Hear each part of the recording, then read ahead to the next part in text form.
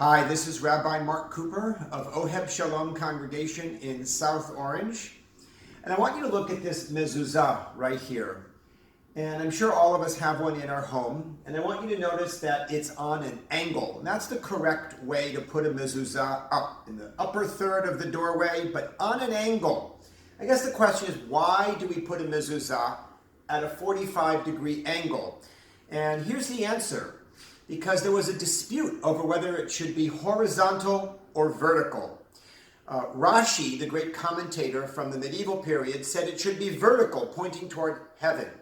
His grandson, Rabbi Tam, said it should be horizontal, so that you could read the words through the opening in the case. So how did it come to be on a slant or tilted?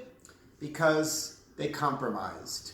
Because Jewish tradition, Jewish practice found a way to compromise so that everyone has a little bit of what they want. I want you to take a look at this pair of tefillin also, which some of you are familiar with seeing.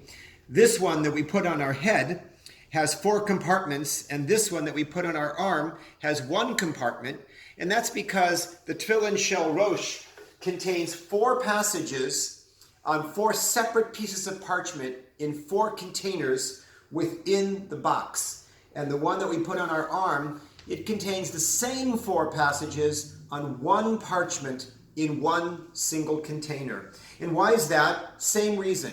Because the Talmudic rabbis couldn't decide whether the tefillin should have 4 compartments or 1 compartment, so they compromised. We value compromise. We value building consensus in our tradition. These are necessary human qualities to ensure a civil and productive society. But Parshat Vayeshev teaches us that compromise does have its limits. This parsha is the beginning of the Joseph narrative. The brothers want to kill Joseph because he flaunts that he is their father's favorite son.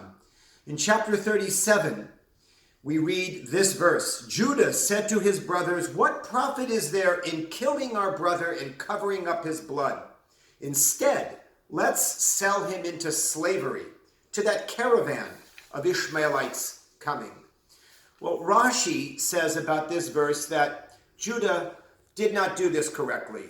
He could have urged his brothers to set Joseph free, and they would have listened to him.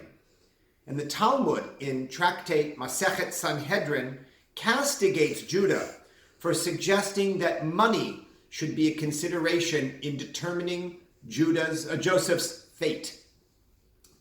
In other words, while Judah clearly wants to save Joseph, he should have fought with all his passion to free his brother instead of compromising his own beliefs and suggesting that he be sold into slavery. So the parasha, among its many rich ideas and themes, invites us to consider what the limits of compromise might be.